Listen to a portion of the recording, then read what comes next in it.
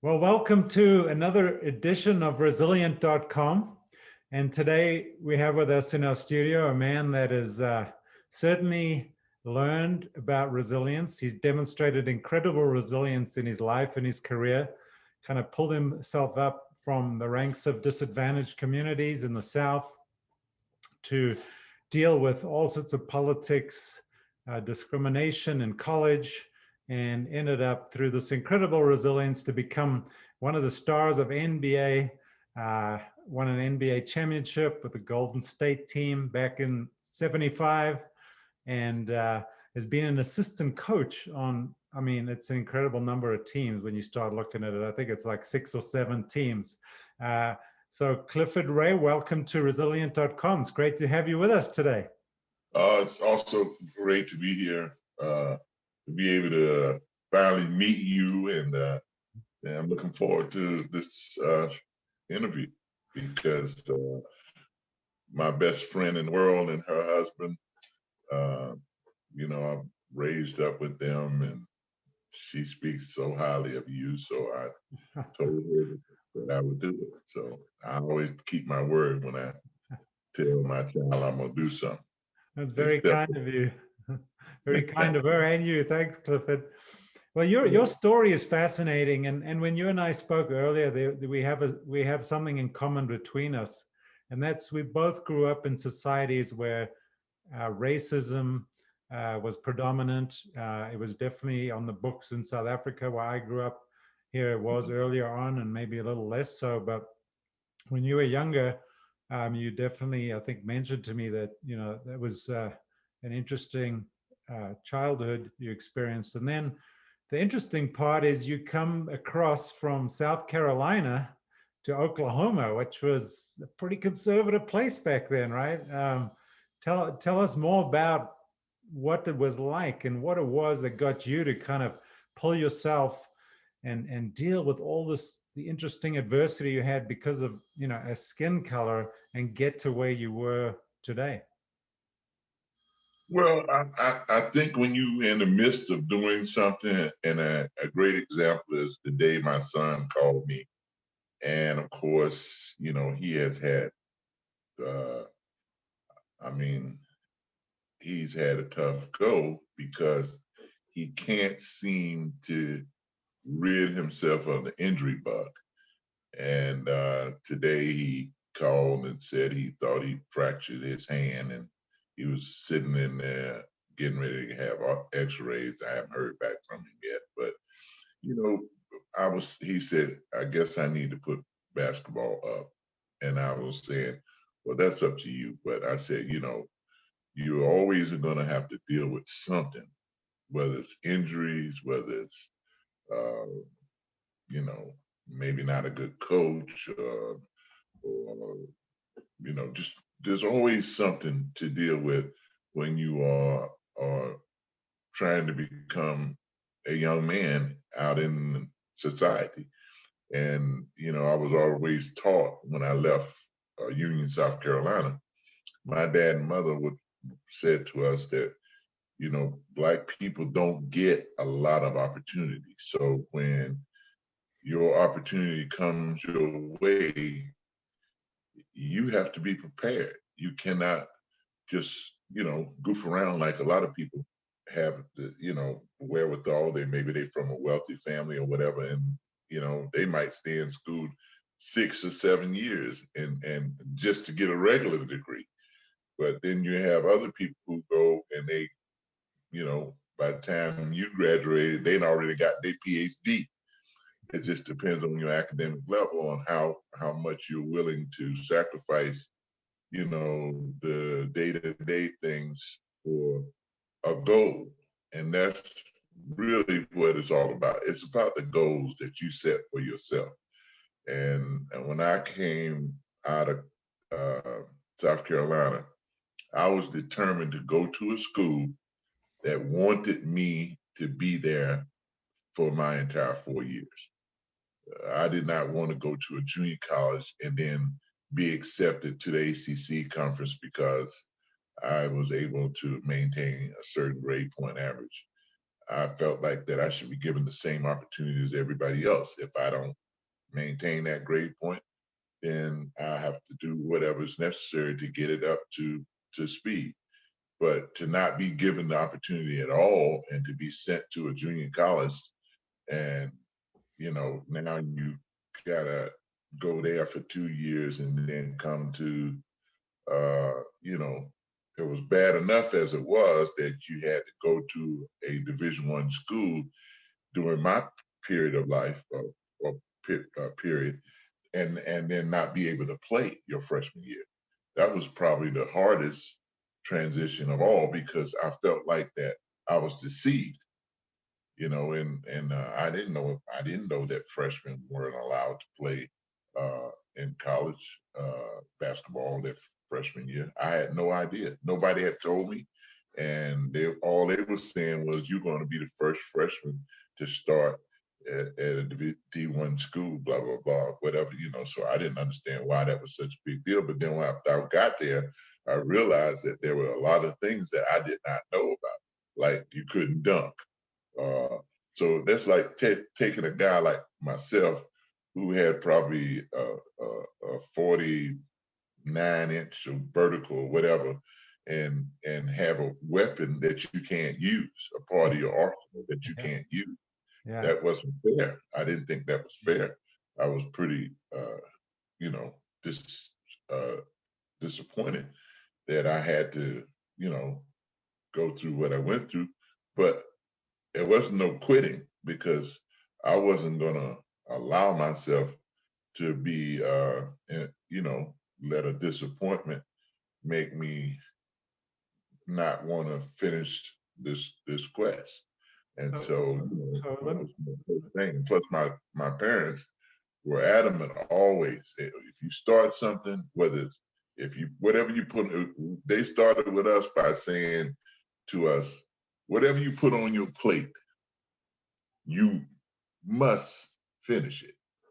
yeah. So if you put too much food on your plate, you better know you're gonna be sitting at that table till you got it down, because we did not waste anything.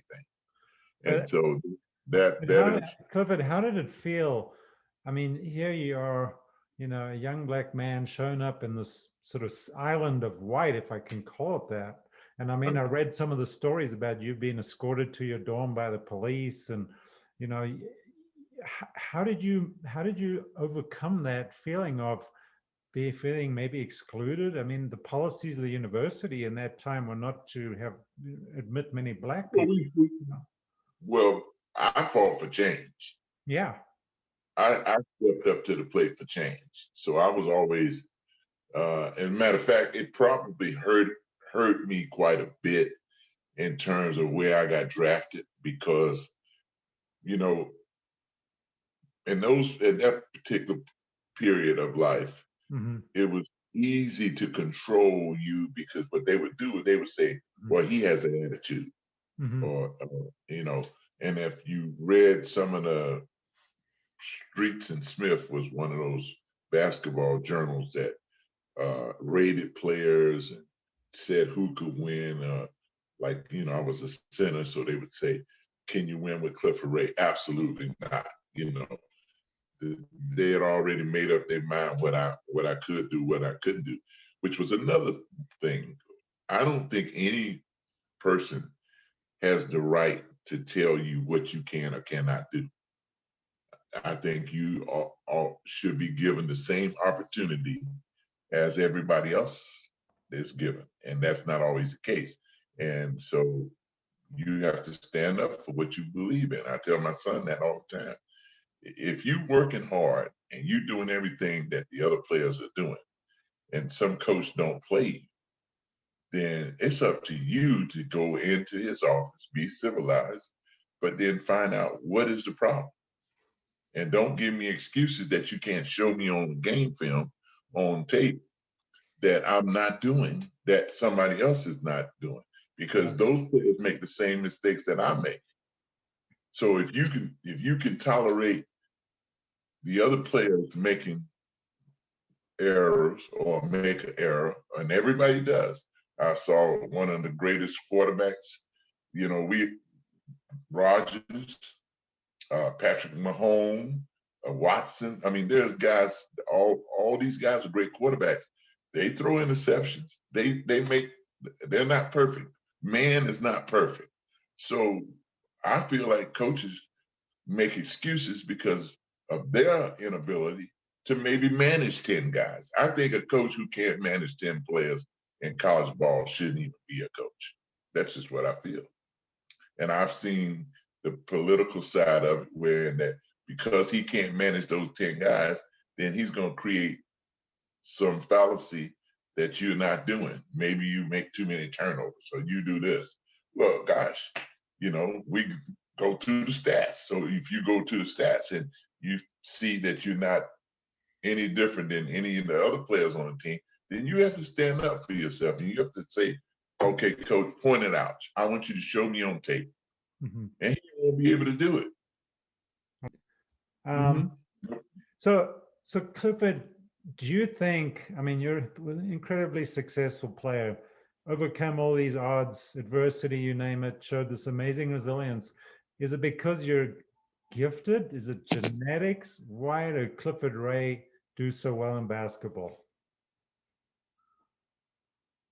Well, I don't know. One reason why I think that I did what I did was because I was always told I couldn't. And then I was always told, that it was always a question mark as to whether I was good enough or did I belong. And I just was determined to be in the NBA. I didn't care what they said. I was going to make my mark. And when you say they said, who was saying you weren't good enough? Well, you read about it. You know, when you in college, they write about the teams, the teams. If you're in the Big 8 conference, they're going to write about the Big 8 conference. They're going to write about University of Oklahoma, Nebraska, Iowa, CU. They're going Oklahoma State. They're going to write about those teams, right? And then they're going to break down the players, and they're going to say who's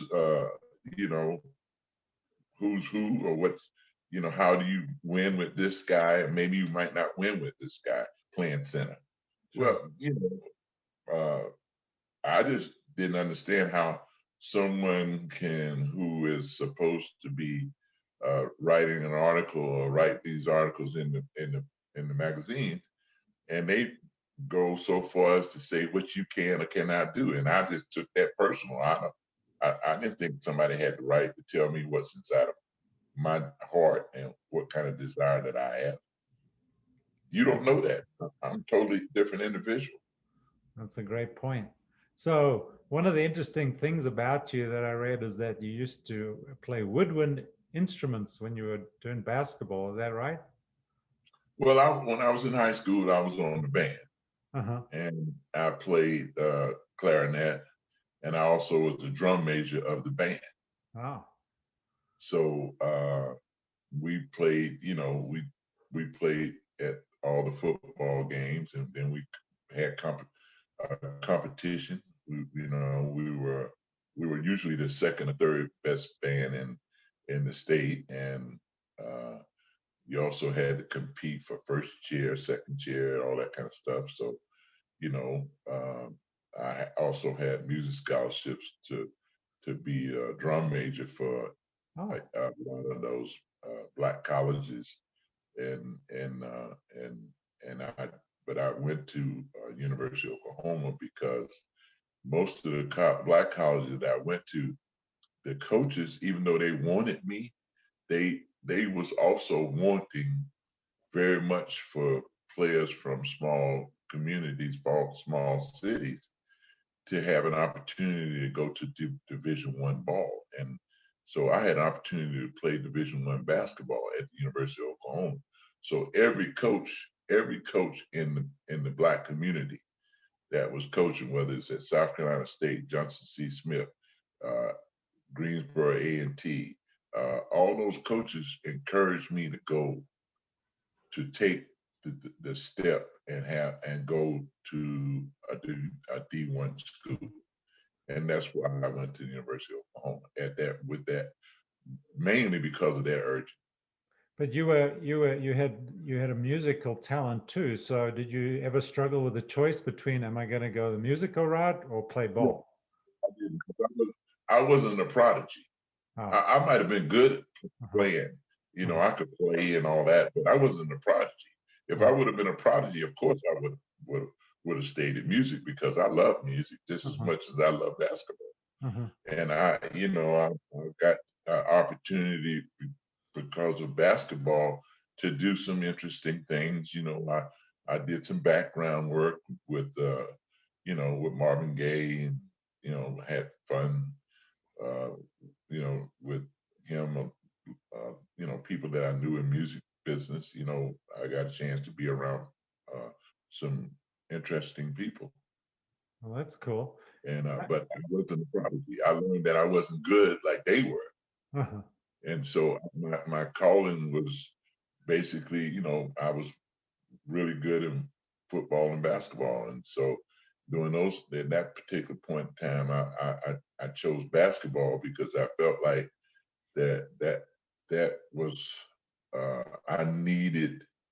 I just felt like that was my calling, and so I went toward basketball. After I got out of high school, I didn't play football or run track or do music anymore. I just settled in on basketball and started trying to to sharpen or harness my career, my talents. Wow, it sounds like it was a good choice because you ended up winning an NBA championship, right? I mean, that's got to feel pretty special. Well, yeah. I mean, I was determined. I always set my sight every single year that I played, that I want. All I wanted to do was win. I didn't care if I couldn't outscore Kareem or Wilt or Bob Lanier or any of the great centers, Willis Reed. I didn't care.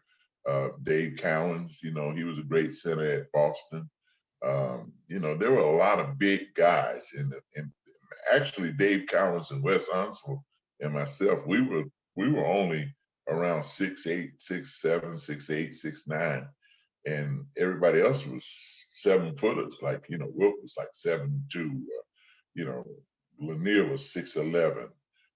There were so many big guys. Elmo Smith, who was with the Lakers. He was a very imposing. Most people don't even remember, but this guy, he led the NBA in rebounding. And they had a lot of guys that were outstanding players, and they did not keep stats on shot blocking back in that time. But I played alongside a center named George Johnson when we won the world championship. And I thought I was a good shot blocker, but he was better than me. And he helped us win the championship. Because we were the two-headed monster. Our stats were as good as any all-star player together. And so we played. When he played really well, I encouraged the coach to let him play. I wish that the game today was as the same, like players encourage one another, and help. Like if you was playing my position and you was having a great game, why am I going to sit over there? So we win in a basketball game. That's the name of the whole thing, is to win. You can, there are a lot of guys that are Hall of Fame players, but they never won a championship. And I guarantee you, they would give up some of their points and whatever to be able to say, well, I won 2 world championships, so I won a world championship. So how did it feel? I mean, Clifford, it's your dream, right? And you win it. Can you remember that emotion when you actually won the title? Like, what went through your mind? Tell us, share with us how it actually feels. I felt that all the people who said that I couldn't do this, I knew that they had to see what determination was all about. Because if I would have listened to them, or I became insecure about my play or whatever, or when somebody scored 30 points on me, but we still won the basketball game. How am I mean, yeah, I'm gonna feel some insecurity because they're always looking for somebody who can score. And I wasn't, it wasn't that I couldn't score. It was just that we had the pieces on the floor. So if I was messing around with the ball, then that means it's taking the ball away from Rick Barry, who's a Hall of Fame player, that's taken away the ball from Jamal Wilkes, who's Hall of Fame player. You know, there's all those players that I played with. You know, most of them were pretty good shooters. You know, Derek Dickey and CJ, Charlie Johnson from Cal. You know, Derek Dickey from Ohio. Uh, I mean, Jeff Mullins from Duke. I mean, you know, these guys were great players, and so I feel like a center.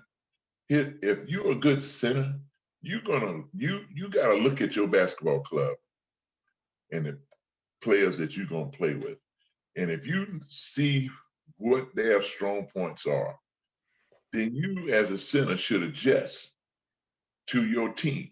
Like if they don't need you to score 25 points, then don't score 25 points. Because one night they're gonna need you to score 25. Then you go do that if you have the capability. But you should never go through trying to prove to someone that you belong. You gotta know you belong.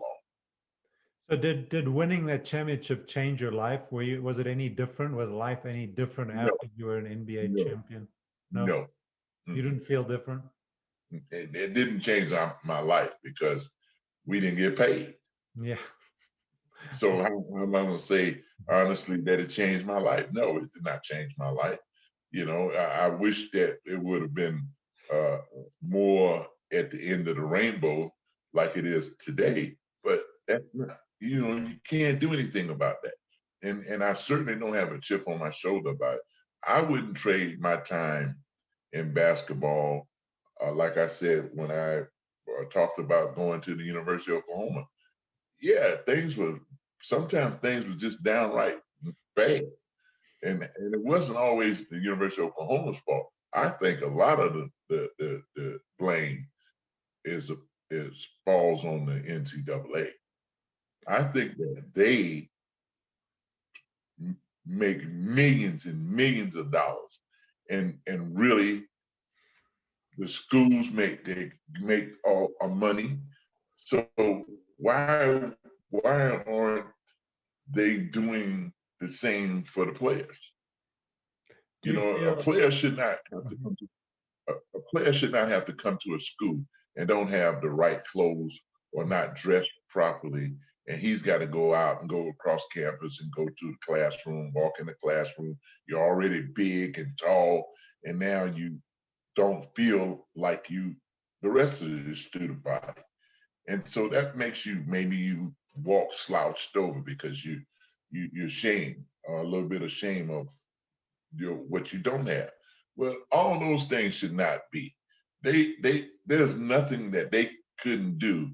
They could buy each player 2 or 3 sport coats that say the University of Oklahoma. After all, you are representing that college.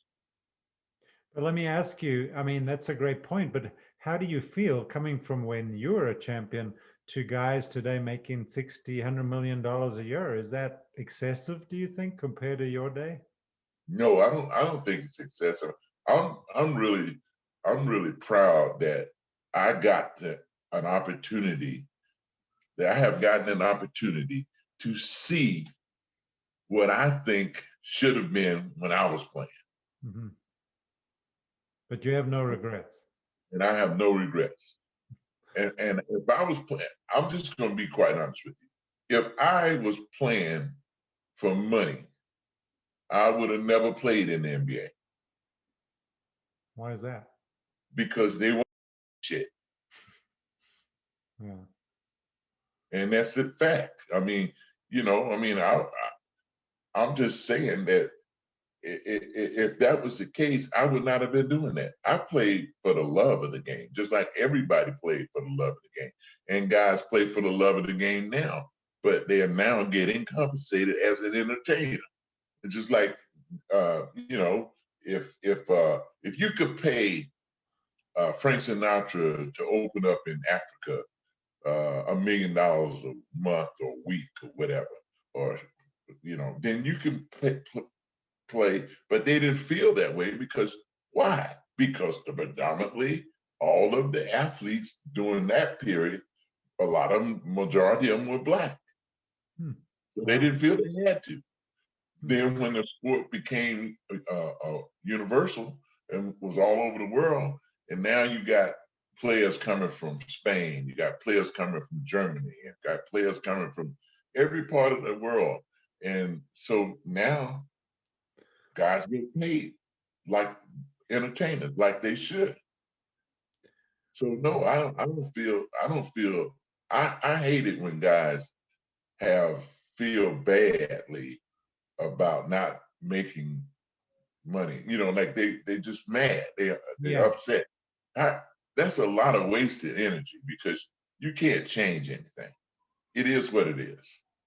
Well, Clifford, you've been an NBA championship winning player, and you've also been an assistant coach on several top NBA teams. Does the skill set differ? Tell us a bit about how it differs from switching from being a player to being a coach on a top team. Well, the hardest part about that is is all the meetings and all the prep work and the preparation that you have to undertake, and meetings, and meeting with players. And then now all of a sudden it became this big analytic society with computers, and just trying to keep up with all that stuff. I wasn't very good at I wasn't a paper pusher. I was a hands-on coach, a guy who could get out on the court and really teach.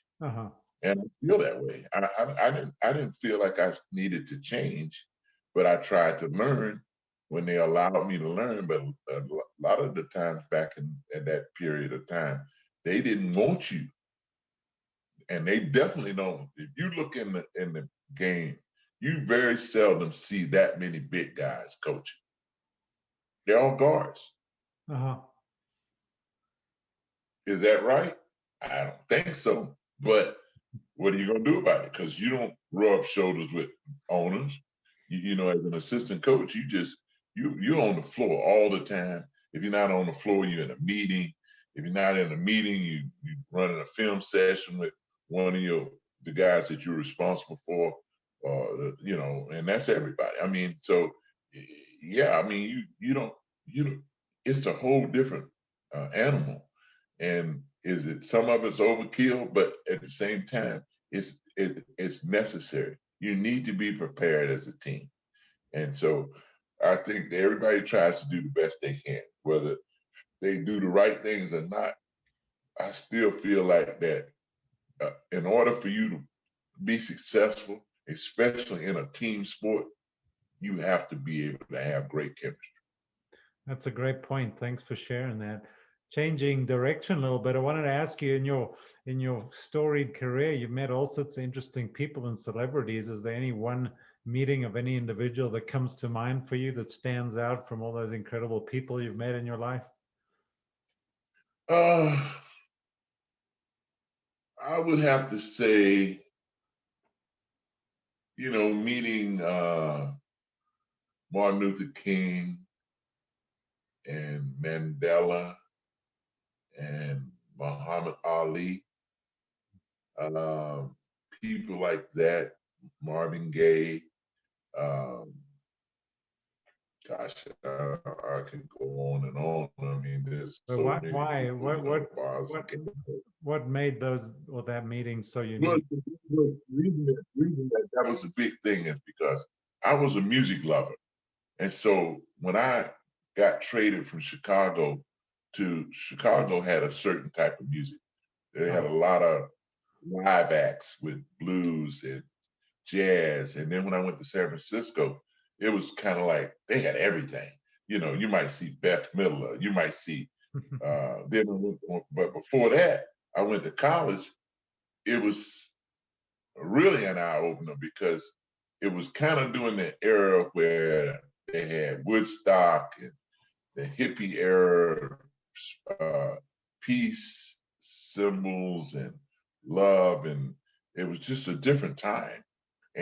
But I was on the committee for entertainment, and I would go pick up the performers that flew in, and I got to meet, like, uh, Jimi Hendrix and the Band of Gypsies and Moody Blues and uh, just in Chicago, uh, Blood, Sweat, and Tears. I mean, Okay. just a lot of interesting. You met a lot Uh, of people. yeah, yeah. I mean, that was just in college, Oh, and wow. then when I left school and went to Chicago, I met a different type of musician type people. And then I went to San Francisco. Now, really, it was just amazing, because I lived in the community with people like, Larry Graham and Sheila E. and Tower of Power. We came to play them guys, and Jethro Tull and Boz Scaggs and all these people, Santana. They all lived in my community. Sounds like you had quite the time out there. So, talking of that, I guess it leads me to ask you the question: what brings you joy in life nowadays? What brings you joy? What brings me joy in life right now is being able to help the people that I love and care about. Uh, I really have a passion for fishing. Uh-huh. Uh, I go a lot of places all over the world. I've had opportunities to fish uh, in some awesome places in the world, and you know, but I would have to say, my biggest joy has been being a father. I have one son, and just you know, there's no blueprint to, to being a dad. And I tell you, I tell all the young guys I that are still playing that you really gotta it's you gotta do more than write a check. Yeah. You have to do more than write a check. And I really talk to the guys that, like, the young guys that I know, because a lot of the kids, by the time they get caught in some situations, and some of them have more than one child, and by you know you try to break a cycle, and it's like in a lot of the small towns, uh, kids have babies early. Like, I was talking to one of my neighbors, Hmm. and she was going to the academy in Annapolis, and she kind of started, got out there a little bit. She wound up getting pregnant and had a baby. She had to come home. And back in those days, when you got pregnant, you had to leave school and go to adult school.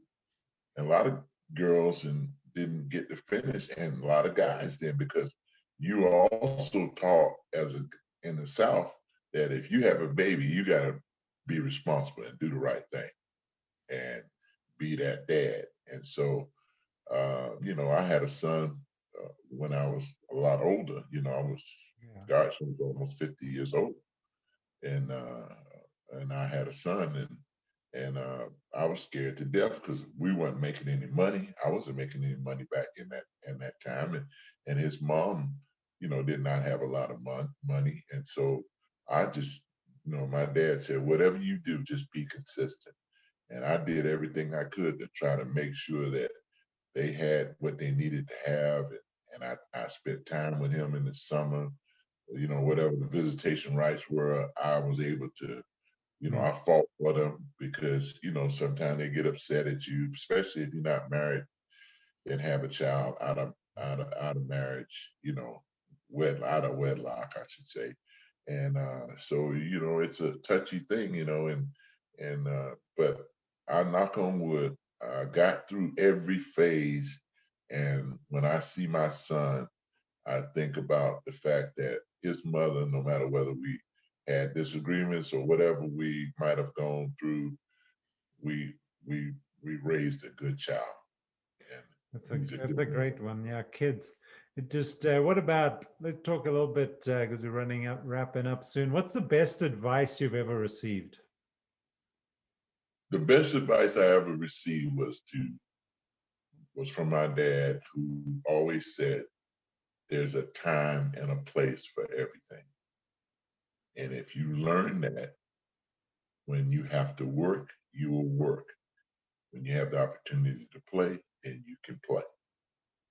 And I always, uh, uh, I watched him as we were growing up, and how hard he and my mother worked uh, together to make ends meet for four girls and two boys, and living in a uh, a three-room house. So all those girls, four girls, lived in one room, and my brother and I lived in another room, and my mom and dad had a room. So those are the things that we learned watching them, how they worked and hard work and never complained and did everything they could to make sure that we got an education. My dad was a stickler about it. So was my mom.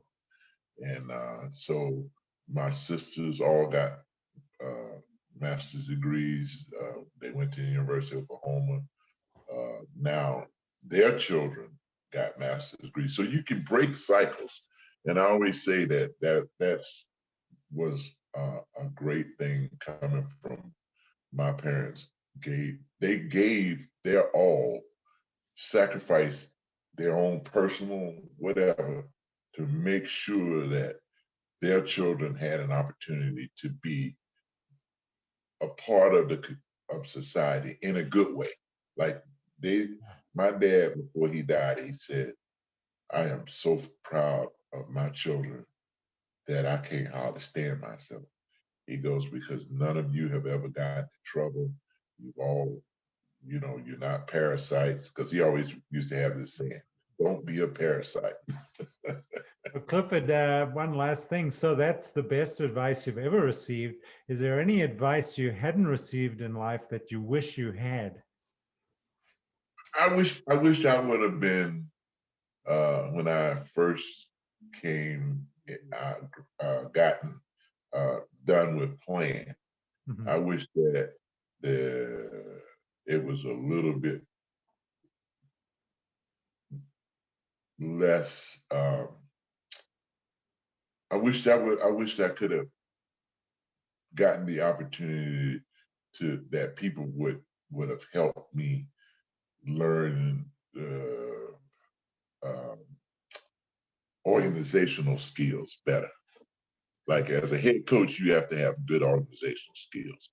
You can be you're going to learn a lot, but I think that that's one of the things that you know if you don't get to go to meetings, like when I first started coaching, I had a tough time. I mean, I worked, I mopped the gym floor twice a day for the players to come practice, and then I put on my coach's hat and help them. Wow. But I had a lot. I had to clean, wash, do, you know, and you got to remember now, that was hard for a guy who won world championship, who had all this experience, Phew, but yeah. they were saying you didn't have no experience. Well, And that is, so it would have been easy to just walk away and quit and just be a bum. I mean, or whatever. Because yeah. if you when you No. get down, it's you're going to have to hit bottom to get back up. Well, Usually. Clifford, that's an amazing, amazing story of resilience there. I mean, the fact that you're able to do that, and as you said, pick up your mop and do what I mean, you're a championship winning player.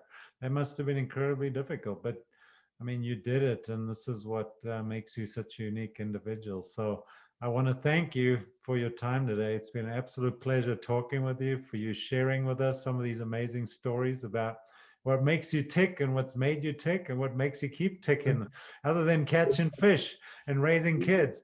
Thank you so much. And we hope to be doing a second segment with you in the near future. So I wish you some wonderful fishing success, and thanks for joining us on rezileance.com. Thank you. Thank you. And same to you. I appreciate the opportunity to be able to, to share with you. And I hope it's helpful in what you're doing. Thank you, Clifford. We'll talk soon. All the best. Okay. Bye-bye.